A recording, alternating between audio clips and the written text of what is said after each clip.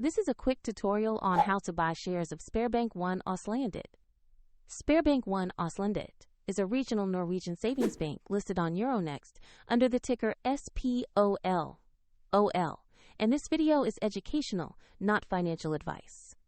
You need a broker to trade, and I'll use eToro as an example to show the steps.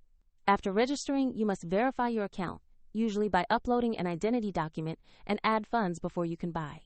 Use the platform search bar and type the ticker SPOL.OL to find the listing.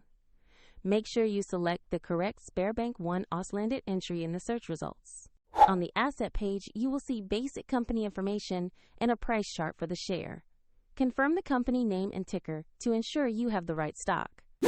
Click Invest or Buy, choose the amount you want to purchase, then review and confirm the order before submitting. If the market is closed, you may place a pending order, and if you lack funds, the platform will prompt you to add them before confirming. Your open position will appear in your portfolio once the order executes. Check the description for a link to eToro if you want to follow the same example.